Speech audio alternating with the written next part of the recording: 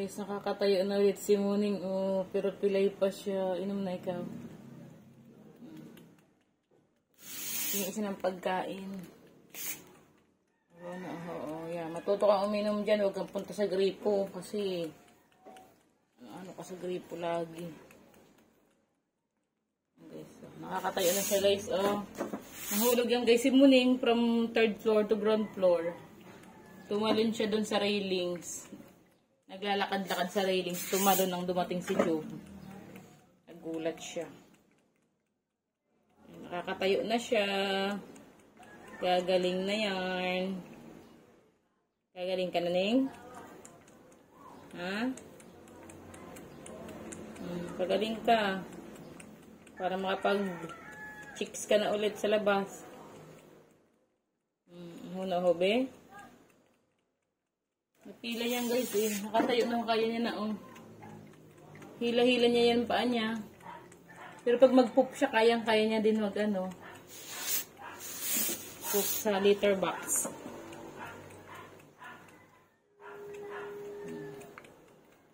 Sobrang uhaw.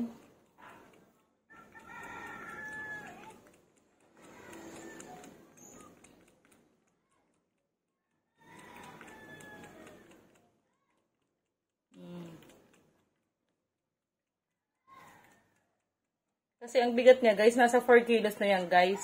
Tumagapak yan, guys, sa ano, sa terrace. Galing 3rd floor papuntang ground floor. Kitang-kita ko. Ay, si Muning yun.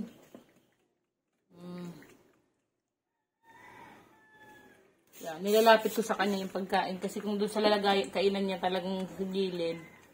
Hirap siya maglakad. Ay, nakatayo na siya, oh. May improvement na. Kaya niya na magtayo ng matagal, oh. Ano, kaya na, Ning? Dadali ko nga yan, guys, si Muning sabit, kasi sobrang busy pa ako, eh. Pero kaya niya naman, oh, diba? Self-recovery. Huwag lang gutumin talaga yung pusa, pakain-kainin ng marami.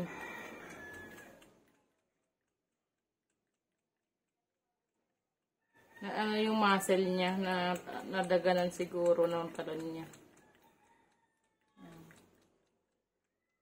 Naubos mo? Yun o. Thank you.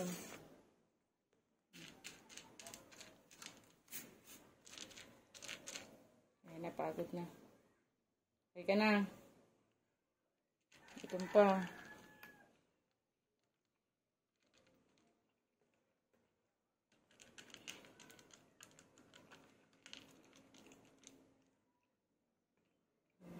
Kinakain.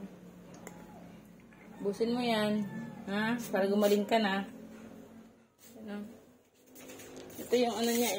Ito ba yun? Yung itong kabila. Yan yung kabila na engineer niya. Ayan o. Diba?